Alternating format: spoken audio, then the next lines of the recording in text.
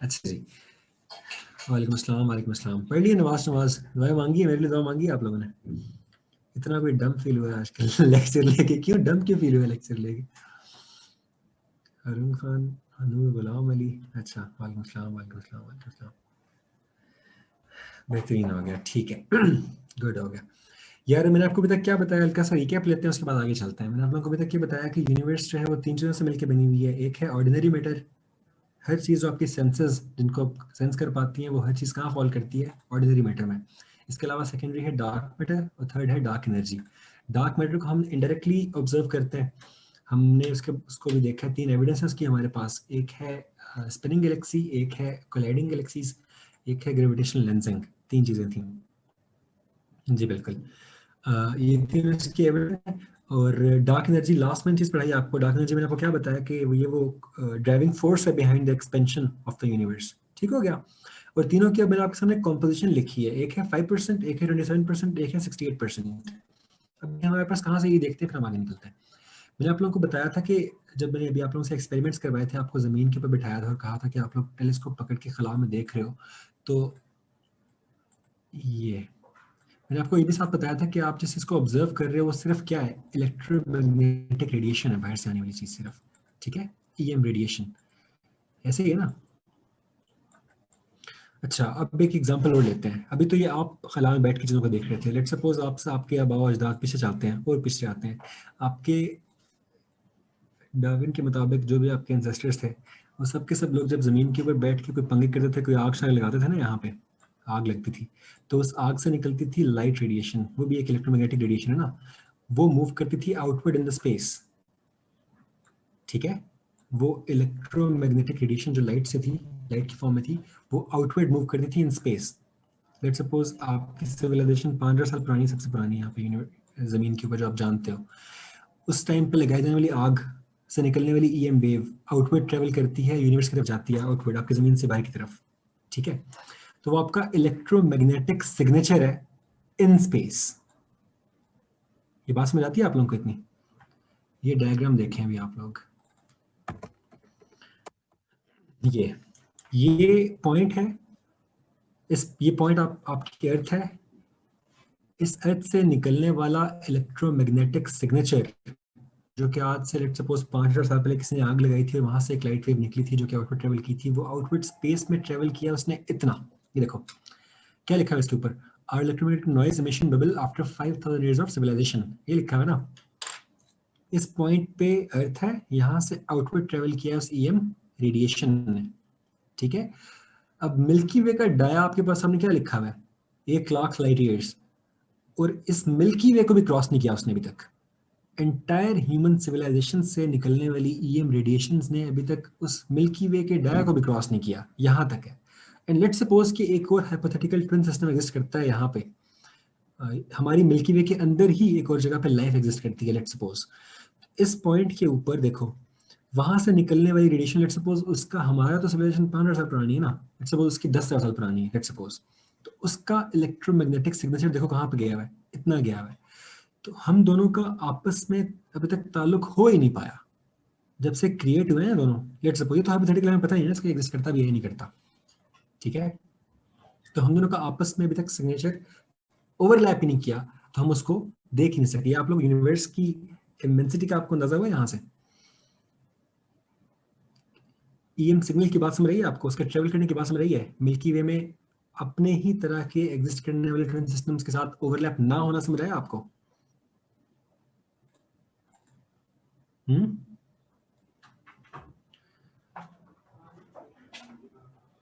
ठीक हो गया।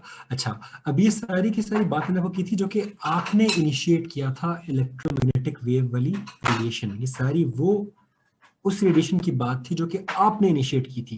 लेकिन आपकी एग्जिस्टेंस तो नहीं है इस दुनिया, इस यूनिवर्स में ना। अभी यूनिवर्स तो 13.7 बिलियन ईयर्स पुरानी है ना, 13.7 बिलियन ईयर्स पुरानी है, ऐसे ही है ना। आप तो 4.5 बिलियन ईयर्स पहले आए थे ना, सोलर सिस्टम आपका। तो ये 13.7 बिलियन ईयर्स पहले जो सिंगुलैरिटी थी इनिशियली, जो कि ब्लास्ट हुआ और उस टाइम पे इलेक्ट्रोमैग्नेटिक रेडिएशन जो निकली, वो इलेक्ट्रोमैग्नेटिक रेडिएशंस तो अभी तक आपकी खला में मौजूद है ना। उसको हम बोलते हैं कॉस्मिक बैकग्राउंड माइक्रोवेव रेडिएशन, वो माइक्रोवेव स्पेक्ट्रम में फॉल करती हैं इस टाइम पे, ठीक है। इनिशियल ब्लास्ट से निकलने वाली रेडिएशंस वो अभी तक खला में मौजूद हैं, ईएम रेडिएशंस, उनको हम बोलते हैं कॉस्मिक बैकग्राउंड माइक्रोवेव रेडिएशन। इस कॉस्मिक बैकग्राउंड माइक्रोवेव रेडिएशन से बनाई जाने वाली एक तस्वीर है, उसको हम बोलते हैं baby picture of universe, baby picture of universe. इस बेबी पिक्चर ऑफ यूनिवर्स को जो आपने मैप किया ना प्रॉपरली, वहां से हमें पता चला कि कितने परसेंट डार्क मैटर है, कितने परसेंट डार्क एनर्जी है, और कितने परसेंट ऑर्डिनरी मैटर है। ये percentage of all these three things ये कहाँ से आ रही है हमारे पास? उस बेबी पिक्चर से आ रही है, जो कि कैसे बनी है? कॉस्मिक बैकग्राउंड माइक्रोवेव रेडिएशन से। लिंक बन गया आप लोगों का? मेरा जहन से अभी जा रहा है इस टाइम पर इसका नाम, एक ऑब्जर्वेटरी है, ऐसे 3 मेजर उसके डोम लाइक स्ट्रक्चर्स हैं, तीनों के अंदर इस शेप के टेलीस्कोप्स हैं। जब वो ओपन करते हैं ना ऊपर से, हर टेलीस्कोप के अंदर एक मिलियंस ऑफ कैमरास लगे हुए हैं, इधर ऐसे ऐसे। हर कैमरा एक सिंगल सेलेस्टियल ऑब्जेक्ट पे फोकस करता है, ऐसे ऐसे, सिंगल, उसका हाई रेजोल्यूशन इमेज बनाता है, और ये तीनों मिलके एक इमेज बनाते हैं खला का, ऐसे। तब आपको खला के अंदर तमाम डेंसिटीज पता चलती हैं, कौन से क्लस्टर्स कहाँ पे हैं, सुपर क्लस्टर्स कहाँ पे हैं, ठीक है। और वो हाई रेजोल्यूशन इमेज आपको उस वहां से आने वाली लाइट की इंटेंसिटी भी आप देखते हो, ठीक है, ऐसे। ये समझ रही है आप लोगों को बात? इस तरह आप स्पेस की मैपिंग करते हो।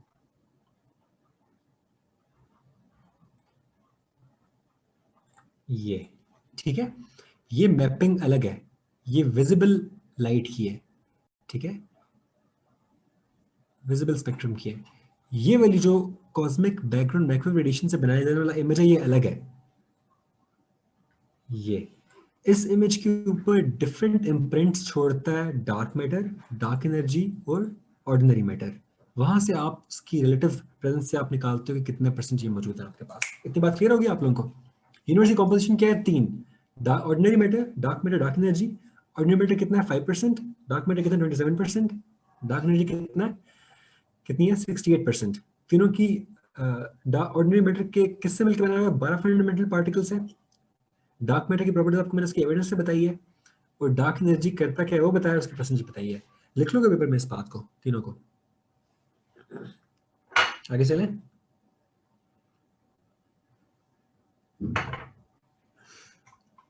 श्योर सर, ठीक हो गया, मिटा रहा हूं मैं बोर्ड।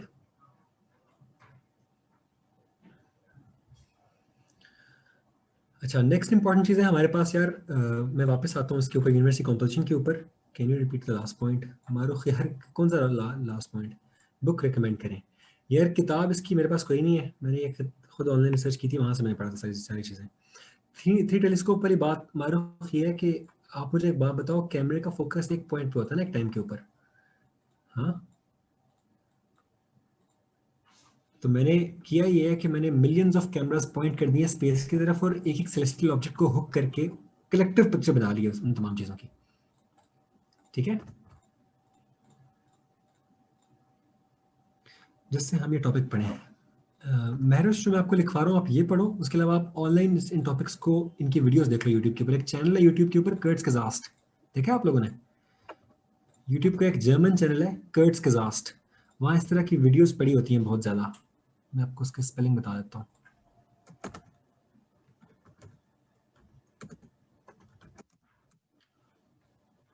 AUR, ये लिख लो, ये यूट्यूब पे चैनल है, इसको आप देखिएगा।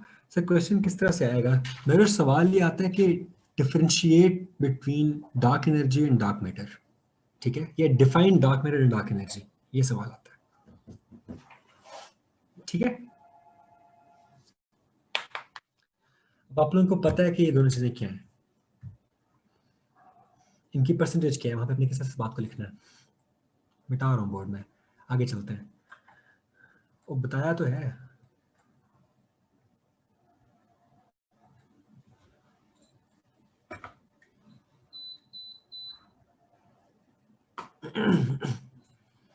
सर प्लीज सब्जेक्ट्स बता देंगे अपने यार, फिर ऑफ टॉपिक जा रहे हो आप लोग, खत्म करते हैं पहले ये चीज। अच्छा, अब मैंने नेक्स्ट चीज देखते हैं हम, एस्ट्रोनॉमिकल सिस्टम ऑफ यूनिट्स। ठीक है, अच्छा यार, अगर मैंने ये चीज नापनी हो कि सूरज से जमीन का फासला कितना है, तो मैं वहां फुटा लेके तो नहीं खड़ा हो जाऊंगा ना, बहुत बहुत छोटा है वो as compare to the distance between earth and sun, ऐसे ही है ना। अगर मैंने इलेक्ट्रॉन का वंस अगेन मेजर करना है उसका मैस, तो वहां मैं तराजू लेके नहीं खड़ा होऊंगा, ठीक है, I have to device some other thing, और उसको डिपिक्ट करने के लिए भी मैं यूनिट्स भी अलग बनाऊंगा ना वहां पे, ऐसे ही है ना।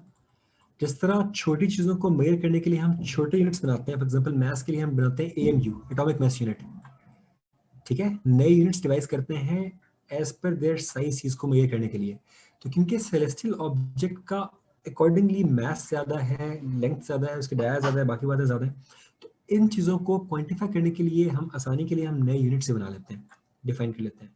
वो क्या है हमारे पास, एस्ट्रोनॉमिकल सिस्टम ऑफ यूनिट्स है। सिस्टम है ये पूरा का पूरा हमारा, इसमें मुख्तलिफ फिजिकल वेरिएबल्स को, जिसमें लेंथ आता है, जिसमें टाइम है, और जिसमें मैस है, इन तीन फिजिकल वेरिएबल्स को हम डिफाइन करते हैं, रीडिफाइन करते हैं, ठीक है, सही है। एस्ट्रोनॉमिकल सिस्टम ऑफ यूनिट्स के मुताबिक लेंथ का यूनिट क्या है, anyone, AU, astronomical unit. Paper में इस बात का खास ख्याल रखना है कि अगर वो आपको डिफाइन करने के लिए कहता है ना कि astronomical system of unit define करो, ASU डिफाइन करो, तो आपने बताना है कि ये वो सिस्टम ऑफ यूनिट है जो कि डिवाइस किया गया है टू मेजर सेलेस्टियल ऑब्जेक्ट्स, ठीक है, measure the physical properties of celestial objects, ठीक है। अच्छा, महरोज फातिमा और सईद अहमद, इस बात का खास ख्याल रखो कि ASU के अंदर लेंथ का यूनिट AU है। Light year is also distance, unit of distance, लेकिन ASU के अंदर स्टैंडर्ड जो आपके पास एस्ट्रोनॉमिकल यूनिट है AU, 1 AU, ठीक है। लाइट ईयर भी है, लेकिन लाइट ईयर इसका स्टैंडर्ड यूनिट नहीं है। Light year is also a unit of distance, लेकिन वो ASU के अंदर स्टैंडर्ड यूनिट नहीं है। इसका तो पार्सेक भी है, ठीक है। टाइम के लिए एस्ट्रोनॉमिकल सिस्टम ऑफ यूनिट के अंदर टाइम का यूनिट है डे, डे, ठीक है। और एस्ट्रोनॉमिकल सिस्टम ऑफ यूनिट्स के अंदर मैस का यूनिट है सोलर मैस, सोलर मैस, ठीक है। सोलर मैस का सिंबल है m., ये ऐसे, ये सिंबल ही बहुत दफा है MCQs के अंदर, ये m., ठीक है जी। अब ये आपकी, आपने खुद इस चीज को अब सर्च करना है, लेंथ को, टाइम को और मैस को, या आप लोग खुद गूगल करके इन चीजों को निकालोगे कि सोलर मैस कितना है, डे कितने सेकंड्स है, AU की वैल्यू क्या है, बेसिकली होता है distance of sun and earth, ठीक है। स्लाइड से आपको दिखाता हूँ ये चीज, ये लाइट ईयर है, ये देखो, अर्थ और सन का distance is basically astronomical unit, which is 150 million kilometres, सही है। अब आगे रट्टे वाली बातें हैं कुछ, ये वैल्यू आपको पता होनी चाहिए। सोलर मैस की वैल्यू क्या है, इसको सर्च करें, गूगल पे करें, इसकी वैल्यू याद करें आप लोग। डे 864,000 सेकंड है मेरे ख्याल से, वो सेकंड्स देखो आप कि वो कितना बनता है। बस आपको पता है होना चाहिए कि एस्ट्रोनॉमिकल सिस्टम ऑफ यूनिट्स के अंदर तीनों फिजिकल वेरिएबल्स के यूनिट्स क्या हैं। वहाँ लाइट ईयर भी लिखा होगा, AU भी लिखा होगा MCQ के अंदर, but you are suppose to pick this, this standard ये है, ठीक है। किलोमीटर क्यों लिखा है, महरोश किलोमीटर कहाँ लिखा है मैंने, अच्छा वहां पे देखो ना, जिस तरह एटॉमिक मास यूनिट जो होता है basically 1.6605 10 to power minus 25 kg है मेरे ख्याल से, 27 या 25 kg। तो उसको इक्वेट करने के लिए मैंने एक चीज, स्टैंडर्ड सेट तो करना है ना पहले, उसके बाद करूंगा ना, मैंने से करते सर, ठीक है।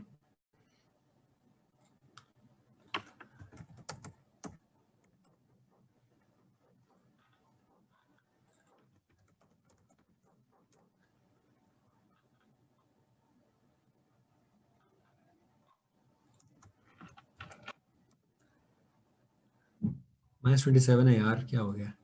-27 है, 31 नहीं है, 27 kg। तो आज के बाद जब भी इतने मैथ्स की चीज सामने आएगी ना, तो मैं उसको AMU लिखूंगा, 1 AMU, ठीक है? लेकिन मैंने उसका इक्वेट करके उसका बैलेंस तो बनाया ना पहले कि वो है क्या, कि वो रिप्रेजेंट किस चीज को करता है, ठीक है? अच्छा, तो ASU के अंदर आप लोगों ने इन 3 वेरिएबल्स की ये बातें याद रखनी है सिर्फ MCQ के लिए। इनकी वैल्यूज भी आप सर्च करें, आप लिखें वहां पे जाके, शाबाश, नोट्स मुकम्मल करें इस चीज को। अच्छा जी, नहीं यार हफ्सा, वो अप्रोक्सीमेट उसका नहीं है, वो 1.00727 है, 1.00864 है, स्लाइड डिफरेंस है। 00 को आपने इग्नोर कर दिया है, 8664 को। अच्छा जी,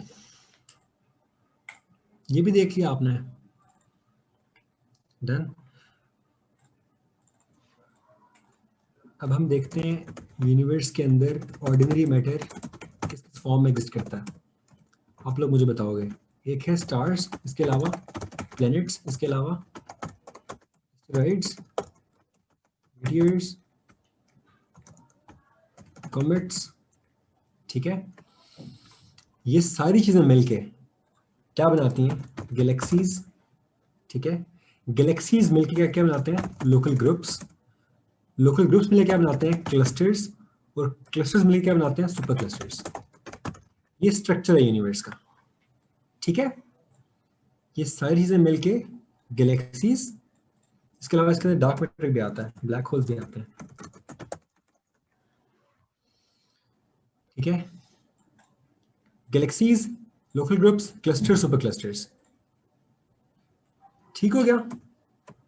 ब्लैक होल मैंने यहाँ क्यों लिखा आपको बताता हूँ कि उसकी फॉर्मेशन स्टार से होती है, बताता हूँ अभी मैं आपको।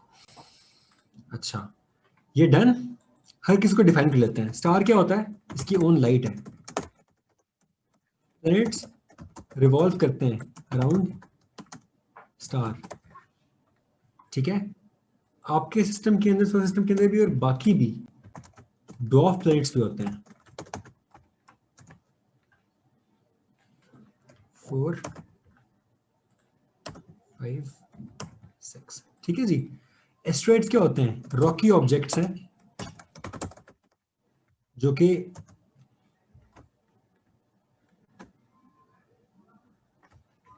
ठीक है। कॉमेट्स क्या होती हैं? डर्ट बॉल्स हैं। मीटियोर्स को मैं आपको भी फिगर से दिखाता हूँ चीज है क्या। ये आपकी जमीन है, ये जमीन का है एटमॉस्फेयर,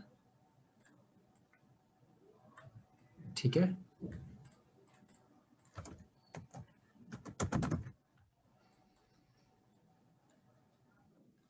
हो गया। जब इस जमीन के एटमॉस्फेयर में कोई ऑब्जेक्ट एंटर होता है, ठीक है? एटमॉस्फेयर में हमारे पास क्या है? एयर के पार्टिकल्स, वो उसको ऑफर करते हैं फ्रिक्शन। वो हाई वेलोसिटी से जब आपके एटमॉस्फेयर में एंटर होता है, उस फ्रिक्शन की वजह से उसको आग लगती है ऑब्जेक्ट को, ठीक है? उसके पीछे एक टेल बनती है इस तरह से, प्रॉपर रेड कलर से बनाते हैं ये, ठीक है? अब इसमें 3 चीजें हैं। जो पीछे ग्लोइंग सब्सटेंस है, जो ग्लो कर रहा है बैक एंड पे, वो है मीटियोर। जो आपका ऑब्जेक्ट आगे है, ठीक है, वो है मीटियोराइट।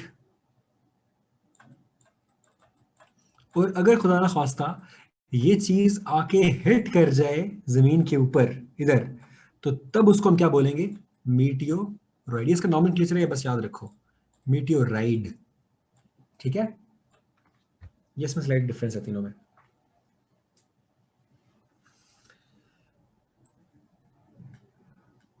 डन। ऑर्डिनरी मैटर किस किस शक्ल में आता है ये बता दिया मैंने आपको। इसके अलावा आपके सोलर सिस्टम के अंदर स्टार कौन सा है? सन। प्लैनेट्स कितने हैं? जल्दी बताओ।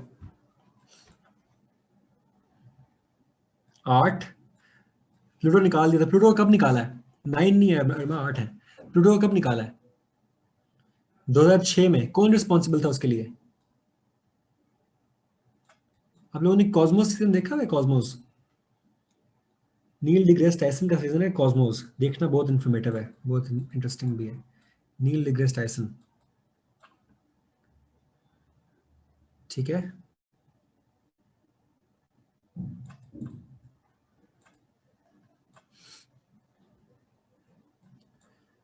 ड्रॉप प्लैनेट्स कितने हैं आपके पास?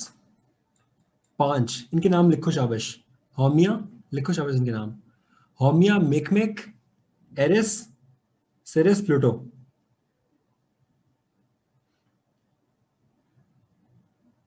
ठीक हो गया? ये आपके सोलर सिस्टम के बारे में कुछ बेसिक इन्फॉर्मेशन होगी। इसके अलावा आप लोगों ने खुद क्या सर्च करना, आपको लिखवाता हूँ अभी बात आपको, ताकि आपके नोट्स मुकम्मल हो जाए। पहला पॉइंट खत्म करें हम जल्दी से।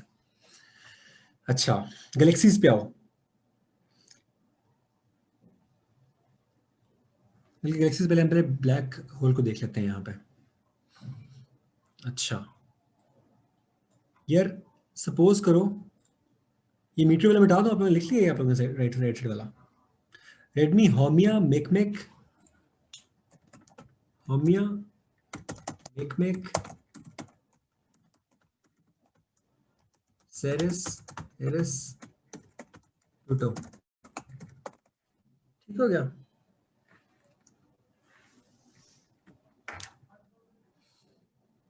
अच्छा,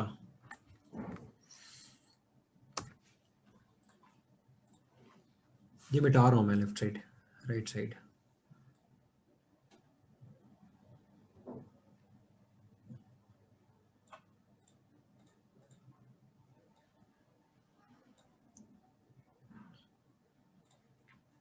ये सपोज करते हैं कि एक स्टार है, ये देखो, बहुत लाइट हो गया यार।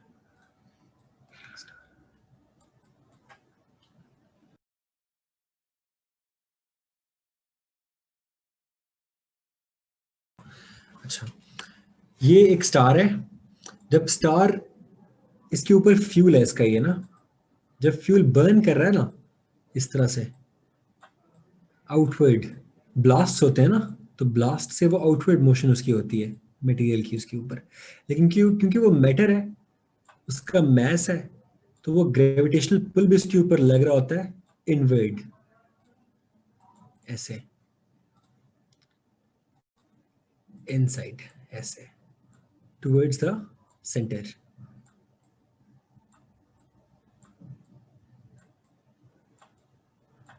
ये वंस अगेन एक्सप्लोजन की फोर्स है आउटवर्ड्स, अंदर वाली साइड पे ग्रेविटेशनल पुल जे, उसी चीज का, फ्यूल का, फ्यूल का मैस है ना, इनसाइड। अच्छा, इनिशियली जब स्टार अपने शुरू की स्टेज में होता है ना, ग्लो कर रहा होता है प्रॉपरली, बड़ा आबोताब से चमक रहा होता है ऊपर, तो ये आउटवर्ड फोर्स जो है ना, ये बड़ी नया नया फील ना उस टाइम पे, ब्लू जाइंट जो होता है, बड़ा रैपिडली बर्न कर रहा होता है आउटवर्ड इस तरह से। ओवर टाइम क्या होता है, फ्यूल कंज्यूम हो रहा है ना, तो ये आउटवर्ड फोर्स ड्रॉप करती है, लेकिन क्योंकि बर्निंग के बाद भी एशेस की फॉर्म में या बाकी वहां पे रहता ही है मैटर, तो gravitational pull over time strong होता जाता है। ओवर टाइम एक टाइम ऐसा आता है स्टार की लाइफ में कि ग्रेविटेशनल फोर्स डोमिनेट करती है और इनवर्ड स्टार इम्प्लोड कर जाता है, इम्प्लोजन। ठीक है, इसकी इम्प्लोजन से क्या बनता है? Black hole.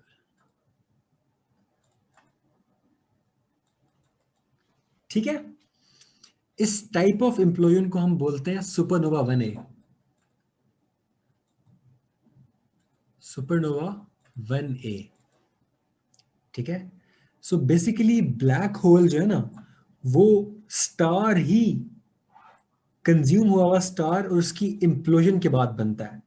तो अभी तक जो हम बनते हुए देख रहे हैं, उनके अंदर क्या मौजूद है, उन ब्लैक होल्स के अंदर, ये तो हम बता सकते हैं ना, क्योंकि वो स्टार से मिलकर बना हुआ है ना। ठीक है, लेकिन लेकिन नहीं नहीं, शूटिंग स्टार नहीं है यार, शूटिंग स्टार कहाँ से आ गया हमेशा।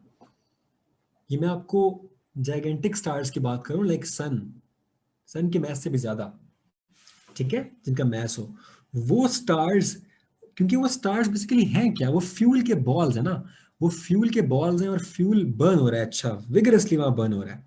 तो फ्यूल के बॉल्स जब बर्न हो रहे होते हैं तो एक आउटवर्ड फोर्स वो लग रही होती है फ्यूल की वजह से ही ना, ब्लास्ट हो रहे हैं सरफेस के ऊपर उसके, और वो जो सारा मैटर जो बर्न हो रहा है उसकी एक इनवर्ड पुल भी है ग्रेविटी की।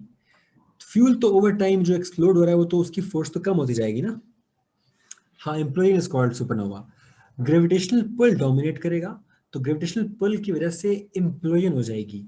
इम्प्लोजन को हम क्या बोलते हैं, इस टाइप ऑफ इम्प्लोजन को क्या बोलते हैं, सुपरनोवा 1A, ठीक है। और ये खिला में बहुत ज्यादा होता है हर तरफ, जहां भी हमें ये मिलता है इसको हम बोलते हैं स्टैंडर्ड कैंडल्स भी बोलते हैं इसको, स्टैंडर्ड कैंडल्स। हमें सेम तरह का फिनोमेना यूनिवर्स में बहुत जगह मिलता है, ठीक है। इस फिनोमेना के तहत हमारे पास क्या बनता है, ब्लैक होल बनता है, ठीक हो गया। अब जो स्टार इस तरह इम्प्लोजन के बाद ये भी चीज बन जाती है, तो वो डेंस ऑब्जेक्ट क्रिएट हो जाता है जिसका ग्रेविटेशनल पुल बहुत स्ट्रांग था। इसकी मैं आपको एग्जांपल देता हूँ, ये मिटा दो ना अभी ये चीज राइट वाली। आप लोगों को जनरल थ्योरी ऑफ रिलेटिविटी तो मिस कराते हैं।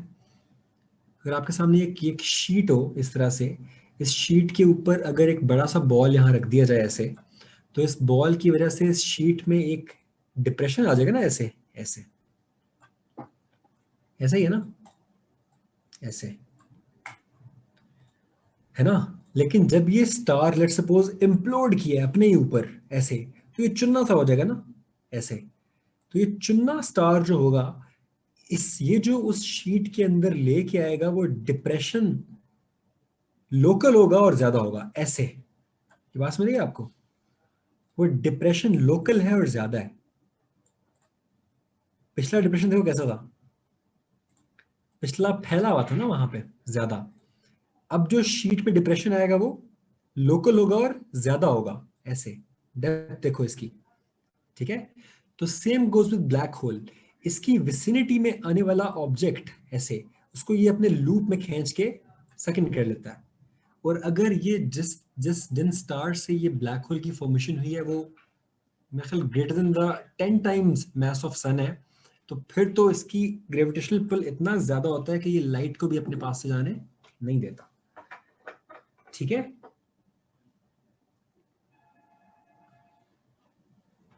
क्लियर हुई ये बातें। ब्लैक होल है क्या, बनता कैसे है, स्टार की इम्प्लोजन से, इम्प्लोजन का नाम क्या है, सुपरनोवा 1A, ठीक है। और उसकी प्रॉपर्टी क्या है कि उसका ग्रेविटेशनल पुल बहुत ज्यादा है, ठीक है, वो लाइट को भी अपने पास से जाने नहीं देता। इसकी डायग्राम अगर आप बनाओ ना, तो ये अगर ब्लैक होल है, इसकी विसिनिटी में एक एक रिंग होता है, उसको हम बोलते हैं इवेंट होराइजन। उस इवेंट होराइजन से अगर लाइट एक दफा गुजर जाए ना, लेट सपोज यहाँ से लाइट ऐसे गुजर रही है, यहाँ से पास कर जाएगी, लेकिन अगर इसके इवेंट होराइजन के यहाँ फॉल कर गई ना, तो इट विल बी ऐसे अंदर, निकल नहीं सकती बाहर वो, ठीक हो गया। कहते हैं कि बल्कि ये भी आपको कर्ज के साथ से मिल जाएगी वीडियो, आप देखना। लेट सपोज ये माहरुख है, माहरुख को हम यहाँ बिठाते हैं ऐसे, ये ये माहरुख को स्पेसशिप में बिठाया और यहाँ भेज दिया ब्लैक होल के पास। अब ग्रेविटेशनल पुल माहरुख के यहाँ सर के पास इधर, जी की वैल्यू यहाँ पे होगी ना, वो उसमें, और जो यहाँ गर्दन पे होगी इधर जी की वैल्यू, उसमें शदीद फर्क होगा। इतना ज्यादा फर्क होगा कि आप एटम बाय एटम ना यहाँ से टूट के वहां जाओगे। समझ रही बात आपको, कि डिटैच हो जाएगा आपका एटम, इतना स्ट्रॉन्ग पुल होता है इसका ग्रेविटेशन का। ये बात समझ आती है आपको। और वो डिस्टेंस से इस कदर वेरी कर रहा होता है, ग्रेडियंट इतना ज्यादा होता है उसका। क्लियर हुई है ये बात। Point of no return, exactly exactly, ठीक हो गया। अभी आप लोगों ने क्या सीखा है इस ब्रेक के बाद वाले सेशन में, आपको ये पता चला कि यूनिवर्स की ऑर्डिनरी मैटर की कंपोजिशन क्या है, आपको ये पता चला है कि सोलर सिस्टम के अंदर क्या क्या चीजें एग्जिस्ट करती हैं, उनकी डेफिनेशन, सन क्या है, प्लैनेट्स क्या होते हैं, सॉरी हाँ, और प्लैनेट्स कितने हैं, डॉ प्लैनेट्स कितने हैं, एस्ट्रॉइड्स क्या होते हैं, कॉमेट्स क्या होते हैं, मीटियोर क्या होता है, इसका नॉमेनक्लेचर। क्लियर ये बातें सारी की सारी। अब आप लोगों ने जो खुद रिसर्च करने जाके वो क्या क्या आता है उसमें ये लिख लो। जो बातें आप लोगों ने फैक्ट्स इकट्ठे करने ना ऑनलाइन, वो आप लिखो। आपको पता होना चाहिए सन का मैस, अर्थ का मैस, ठीक है। इसके अलावा आपको पता होना चाहिए मून का मैस, ठीक है। आपको इन तीनों के ऊपर ग्रेविटेशनल की वैल्यू पता होना चाहिए, ग्रेविटी ऑन मून, ठीक है, 1/6 है अर्थ के। इसके अलावा आपको ये पता होना चाहिए कि एस्ट्रोनॉमिकल यूनिट की वैल्यू क्या है। इसके अलावा आपको पता होना चाहिए, लिखो ये सारी बातें, आप लोग रिसर्च करोगे सारी की सारी चीज़ें, ठीक है, जो कि which is also distance between earth and sun. इसके अलावा आपको ये पता होना चाहिए न्यू गैलेक्सी में खुद प्राप्त हो अभी। अभी तक आपको सोलर सिस्टम के बारे में पता होना चाहिए। इसके अलावा कुछ बेसिक सवाल हैं जो आपसे पूछे जाते हैं। फॉर एग्जाम्पल आप मुझे ये बताओ कि अर्थ का ट्विन प्लेनेट कौन सा है। अभी रैंडम क्वेश्चन है सोलर सिस्टम में से आपसे, अर्थ का ट्विन प्लेनेट कौन सा है। वीनस। वीनस क्यों भला? मार्स नहीं है, वीनस है। वीनस क्यों है?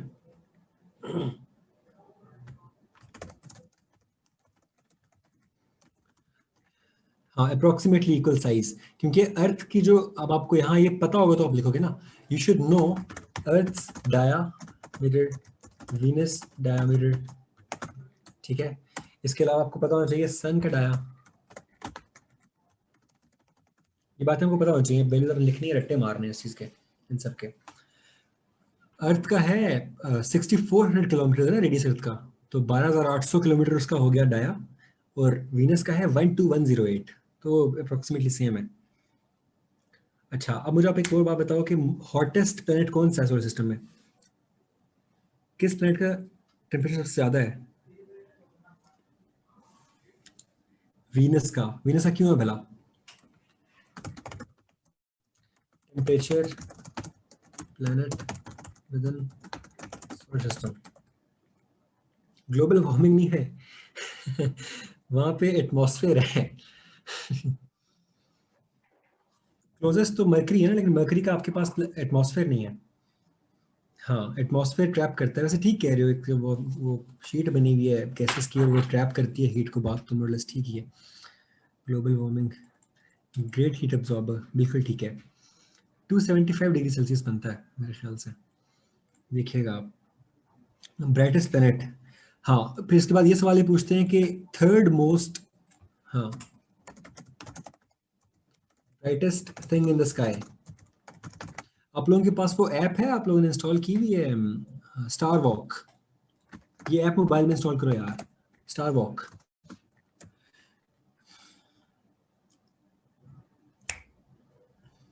ठीक है, अच्छा। थर्ड ब्राइटेस्ट थिंग, सबसे ज्यादा सूरज है, सेकंड है आपके पास चांद, और थर्ड पे ये आती है फिर वीनस, ठीक है। अच्छा, इसके अलावा रेड प्लैनेट किसको किसको बोलते हैं?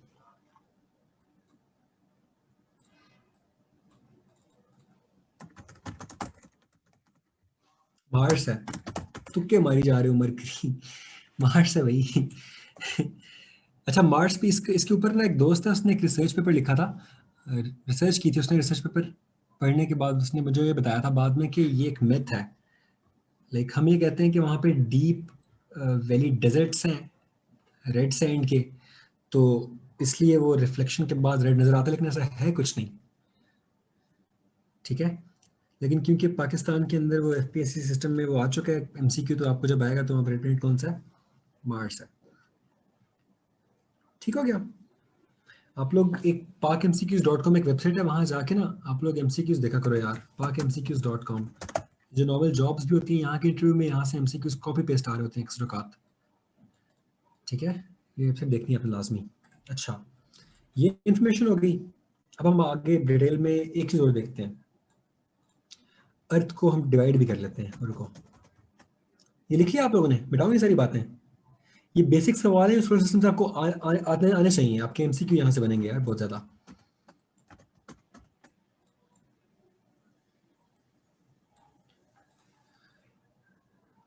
सन करते हैं, सन की एनाटॉमी लिखते हैं, और वो पढ़ते हैं, क्या नाम है, अर्थ की एनाटॉमी पढ़ते हैं, उसके बाद आगे चलते हैं।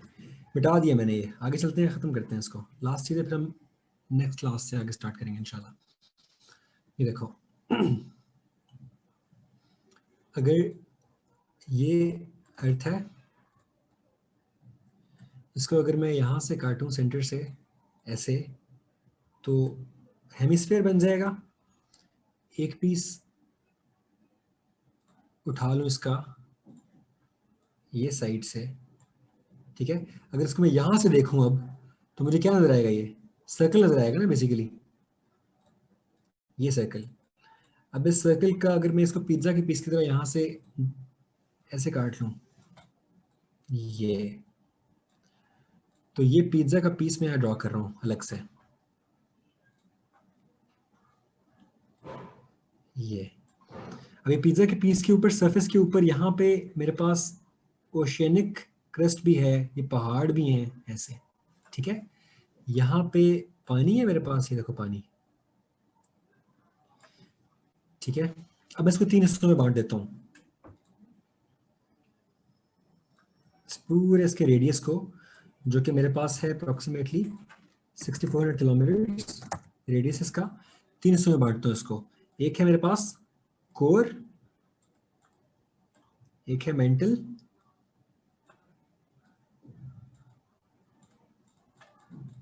और एक है क्रस्ट ऊपर, ठीक है। ये मैं आपको स्लाइड से दिखाता हूँ, ये देखो। अभी आपने इस तरह याद रखना है, कोर को आपने मजीद 2 हिस्सों में बांटा हुआ है, एक है आपका इनर, एक है आपका आउटर कोर। इसके अलावा मेंटल भी 2 हिस्सों में है, एक है इनर, एक है आउटर, और ऊपर वो क्रस्ट है ऊपर, देखो। अब इसकी वैल्यूज आप लोग याद रखो। ये जो एस्थेनोस्फीयर है, ये बताता हूँ, ये मेंटल का हिस्सा है, लिक्विड पोर्शन है, जिसके ऊपर फ्लोट करती है टेक्टोनिक प्लेट्स। ये बाद में बढ़ते हैं, पहले आप इसकी ब्रॉड कैटेगराइजेशन यहाँ से कर लो। चलो पहले ब्रॉड कैटेगरी यहाँ से बनाओ, फिर उसके बाद देखते हैं आगे।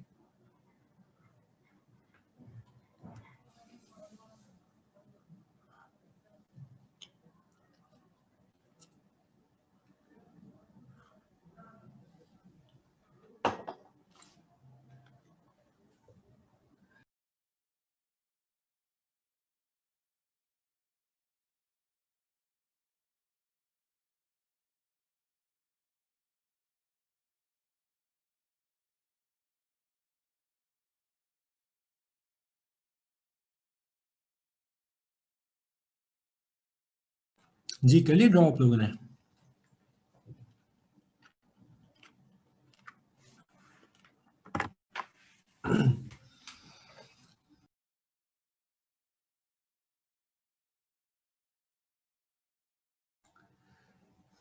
कर लिया, ठीक है। अब इसकी वैल्यूज भी लिख लो शाबाश जल्दी से। इनर कोर की देखो कितनी थिकनेस है, 1270 किलोमीटर।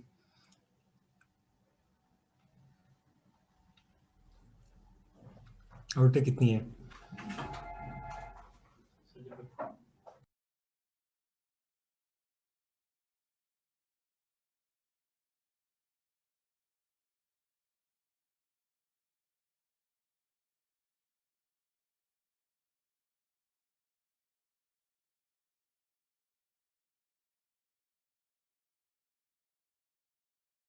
अच्छा जल्दी वैल्यूज नोट करें, फिर आगे चलते हैं। स्क्रीनशॉट ले लिया यार, आप लोग तो बहुत तेज हो। ये क्या बात हुई? और कोई हुक्म? हम्म?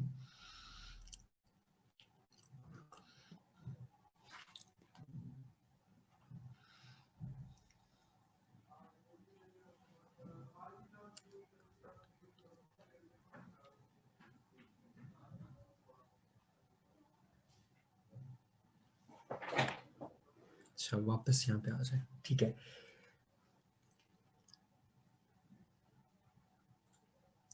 अपर मेंटल का नहीं लिखा हुआ?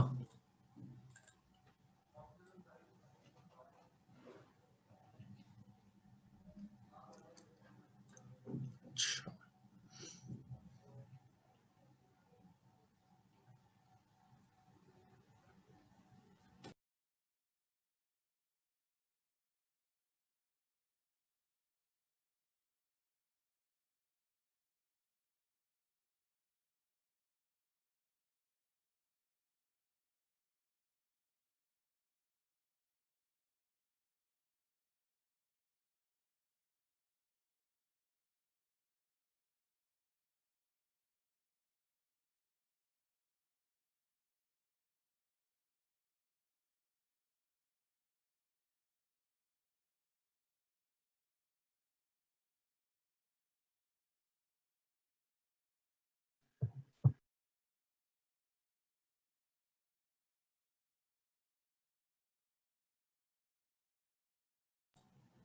अच्छा जी, ये है, अच्छा ये अर्थ की एनाटॉमी होगी।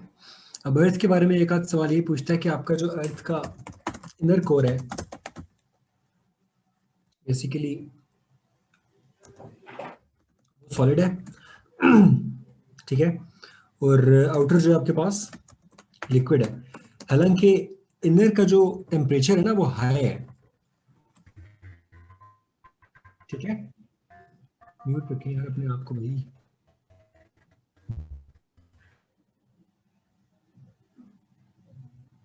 हेलो, मेरी आवाज आ रही है आपको?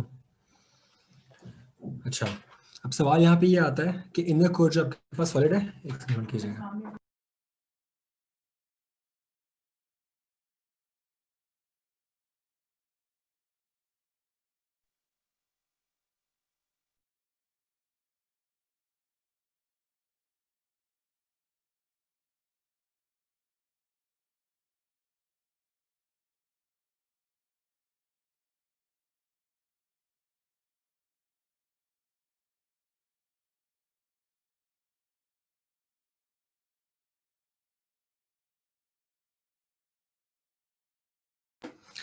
तो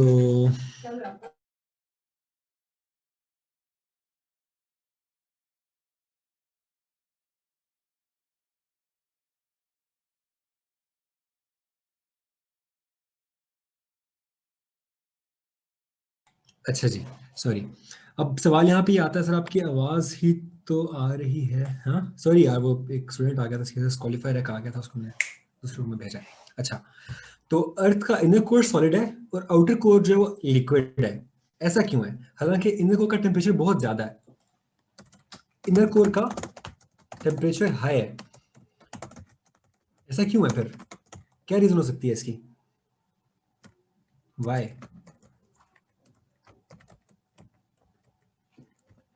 ऑल्दो दिस डेंसिटी नहीं, इसके अलावा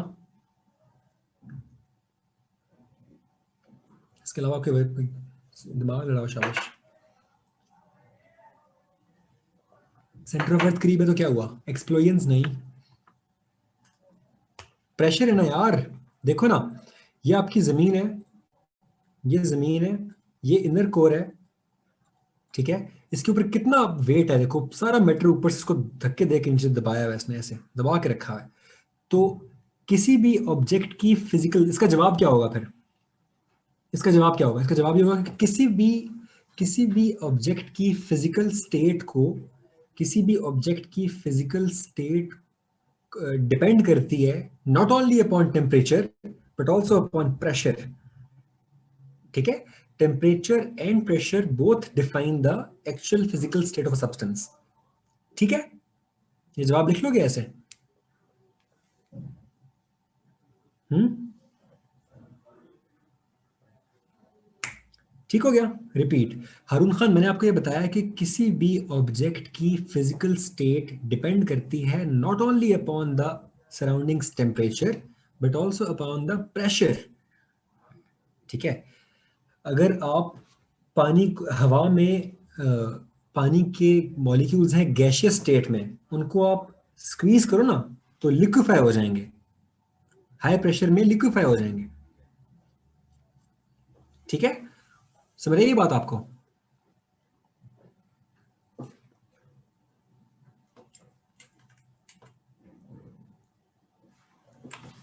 क्या ख्याल है?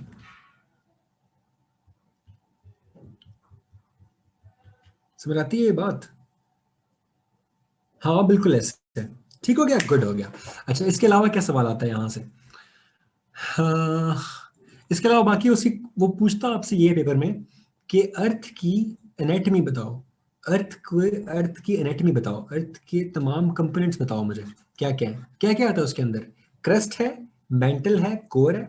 कोर दो हिस्सों में है, inner core outer core. Mental क्या है? इनर मेंटल आउटर मेंटल, या अपर या lower, upper mantle lower mental, ठीक है। और तीसरी क्या है? क्रस्ट। क्रस्ट में क्या आता है? कॉन्टिनेंटल क्रस्ट और ओशियानिक क्रस्ट। दोनों बनाए थे मैंने भी, आप पानी भी बनाया था, मैंने भी पहाड़ भी बनाया था। एक है कॉन्टिनेंटल क्रस्ट, एक है ओशियानिक क्रस्ट। लिखो या आप लोग लिख लोगे? यार मैं अपनी ये आपको पढ़ाना इस बात पे बेस कर रहा हूँ कि आप लोग 16 साल की एजुकेशन लेके आए हुए हो, तो आप लोग बच्चे नहीं हो अभी, आप लोग को ये बातें आनी चाहिए, आप लोग जल्दी ग्रैस्प करना चाहिए यार, बहुत बच्चे छोटे बच्चों की बातें हैं, है ना? सही हो गया ना? गुड हो गया। अच्छा, ये मिटा रहा हूं मैं। अच्छा, सोलर सिस्टम की ये बात होगी, सन रह गया, सन की एनाटॉमी पे आओ। सिमिलरली अगर मैं सन को डायसेक्ट करूं, सन को, अगर मैं सन यहां बनाता हूं ऐसे, ओशियनिक क्रस्ट और कॉन्टिनेंटल क्रस्ट, दो थिंग। अगर मैं सन की एनाटॉमी यहां बनाऊं, तो सन 6 हिस्सों में बंटता है, 6 इसके हैं पार्ट्स, ठीक है? वो पार्ट्स मैं आपको स्क्रीन पर दिखा रहा हूं, उसका भी आप लोग स्क्रीनशॉट ले लें फिर। ये देखें, सेंटर में कोर है, फिर रेडिएक्टिव जोन है, फिर कन्वेक्शन जोन है, फिर फोटोस्फेयर है, फिर क्रोमोस्फेयर है, और फिर कोरोना है, लास्ट में कोरोना है, ठीक है?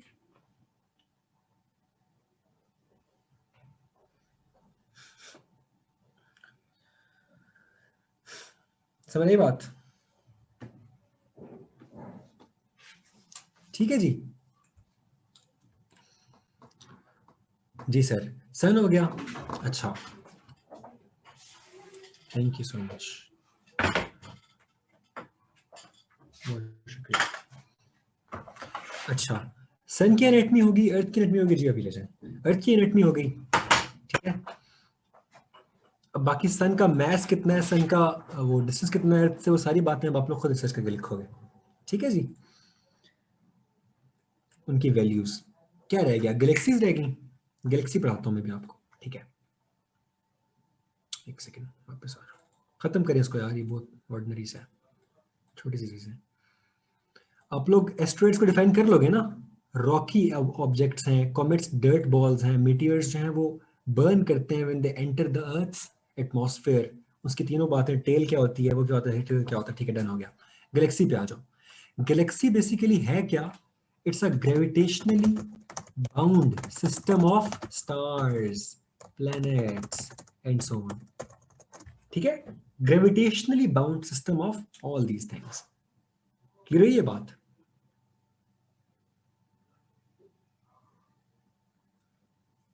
डन, ठीक है? अब गैलेक्सीज दो तरह की होती हैं, एक होती हैं डॉफ गैलेक्सीज, डॉफ, एक होती हैं giant galaxies. Gravitational bound system of stars, ये हो, डॉफ होती हैं और जायंट होती हैं। डॉफ गैलेक्सी वो होती है जिसमें सितारे होते हैं of the order of 10⁻³ nearly 10⁻³ stars. जिसमें सितारे, देखो आपका स्टैंडर्ड सितारे ही है ना, सितारों के गिर्द घूमेंगे ना प्लैनेट्स, बाकी ऑब्जेक्ट्स भी वहां पे होंगे, मेन चीज क्या है, सितारे हैं। और अगर आपके सितारे उस गैलेक्सी के अंदर हों of the order of 10⁻14 stars, तो क्या होगी? जायंट्स गैलेक्सी होगी। ये तो नंबर ऑफ स्टार्स से मेजर करने का तरीका है ना। अब हम देखते हैं कि वहां पे डिस्टेंस, उसका डाया कितना है। अगर गैलेक्सी का dia is of the order of 1000 light years, ठीक है, तो वो ड्वार्फ गैलेक्सी होगी। अगर it is of the order of 10⁻5, 1 10⁻5 light years, तो क्या होगी गैलेक्सी? जायंट होगी। ये क्या है? बेसिकली डायमीटर है।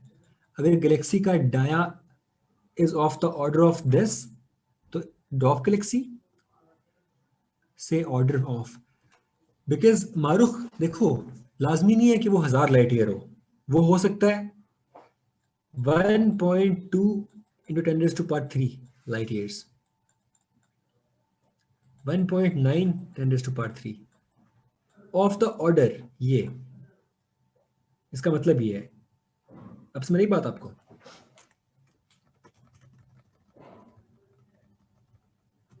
ठीक है, अब ये डाया है, नियरली है, डॉफ ये होगी, जायंट ये होगी, ठीक है जी? अब नेक्स्ट चीज क्या है हमारे पास, हमारी गैलेक्सी का नाम क्या है? जल्दी बताओ शाबाश। मिल्की वे, मिल्की वे गैलेक्सी, गुड हो गया। मिल्की वे गैलेक्सी का डाया है 1 10⁻5 लाइट ईयर्स, ठीक है?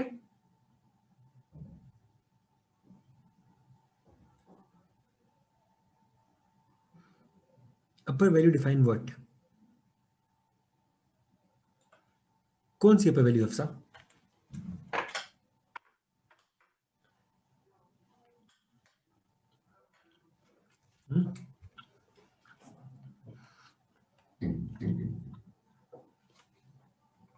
ये नंबर ऑफ स्टार्स है ना, नंबर ऑफ स्टार्स।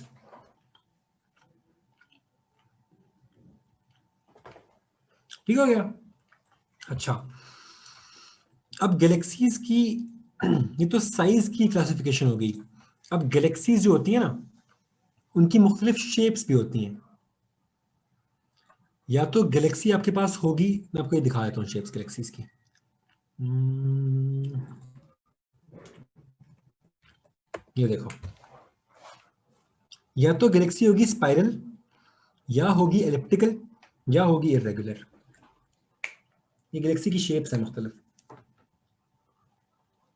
अब आप मुझे ये बताओ कि इसमें से मिल्की वे कौन सी है?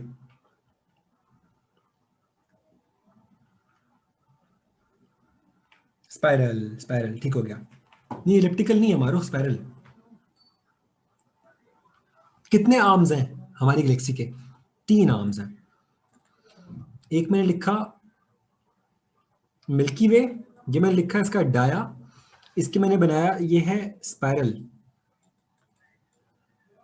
ठीक है, इसके 3 आर्म्स हैं। इस तरह की है गैलेक्सी, ऐसे ऐसे ऐसे 3 आर्म। एक का नाम है ओरियन, एक का नाम है परस्यूस, एक का नाम है सजिटेरियस।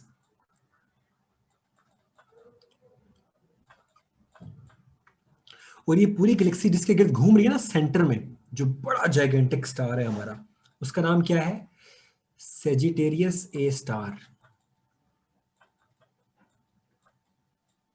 ए स्टार।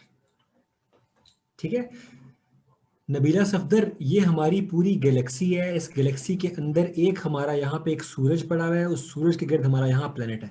हम ना सिर्फ यूं घूमते हैं, बल्कि हम इस गैलेक्सी के साथ यूं भी घूमते हैं। अब क्लियर? डन।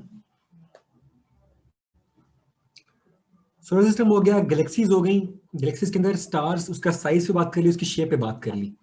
गैलेक्सी की भी डेफिनेशन हो गई, उसकी साइज से बात कर ली, उसकी शेप पे बात कर ली, अपनी मिल्की वे को देख लिया, उसका डाया देख लिया, उसके शेप देख ली, उसके आर्म्स देख लिए। क्या रह गया? डन।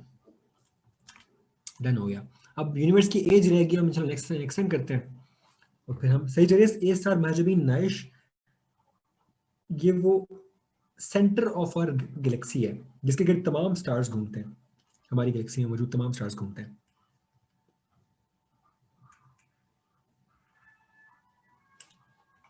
एक और एमसीक्यू भी याद रखो यार, एक light year is equals to 3.26। नहीं नहीं नहीं, थैंक यू रेडमी, बताओ बताओ, शाबाश।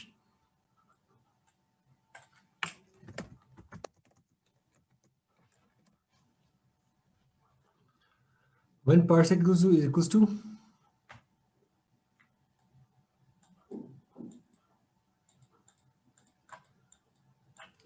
3.26 light years.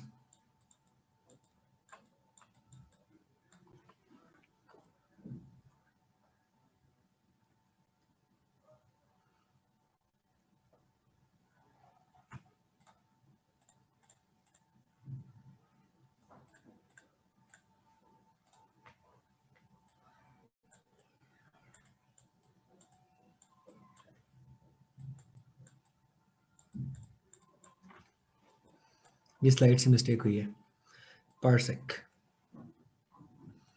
And 1 parsec is equals to 3.26 light years. ये अब सही है। लाइट ईयर पढ़ा तो मैं अभी आपको। महजबीन, लाइट ईयर वो फासला है जो रोशनी तय करती है एक साल में। पार्सेक अदमाश डिस्टेंस का यूनिट है। इस तरह लाइट ईयर जो है ना डिस्टेंस का, सिमिलरली पार्सेक भी डिस्टेंस का यूनिट है।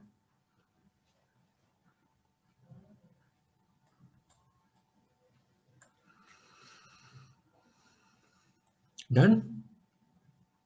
ठीक है जी। आई होप कि आप लोगों को आज कुछ क्लैरिटी मिली। आज हमने किया क्या क्या है, यूनिवर्स की composition, ordinary matter, dark energy, solar system, earth, sun, इसकी एनाटॉमी, सोलर सिस्टम के अंदर मौजूद तमाम कंपोनेंट्स, उनकी डेफिनेशंस। और रेडमी प्लीज ये फजूल कमेंट से थोड़ा इज्तनाब करें, आपको एमी किक आउट ना कर दिया जाए यहाँ से। थोड़ा देर तक शुगल मैं बर्दाश्त करता हूँ, उसके बाद अल्लाह हाफिज, फिर आप एंटर भी नहीं हो सकेंगे उसके बाद। अच्छा, उसके बाद हमने किया गैलेक्सीज। गैलेक्सीज को हमने देखा वो कितने शेप में होती हैं, किस साइज में होती हैं। अपनी गैलेक्सी को देखा और हम आर्म्स को डिफाइन किया। हम पहला चीज खत्म कर चुके हैं। हमने एस्ट्रोनॉमिकल सिस्टम ऑफ यूनिट्स को भी देख लिया। अपने नोट्स मुकम्मल कीजिएगा सारे वैल्यूज डाल के, फिर हम इंशाल्लाह नेक्स्ट टाइम मिलते हैं होपफुली। ठीक है जी, कोई सवाल है तो पूछ लो। मेरे सब्जेक्ट्स थे फिजिक्स, आईआर, आईलॉ और बिजनेस एड। बाकी सवाल आप लोगों के नेक्स्ट टाइम इंशाल्लाह क्लास में फर्स्ट टाइम बताऊंगा मैं आपको। ठीक है जी, अपना ख्याल रखो आप लोग, जो दुआ में याद रखो। अल्लाह हाफिज। अल्लाह हाफिज।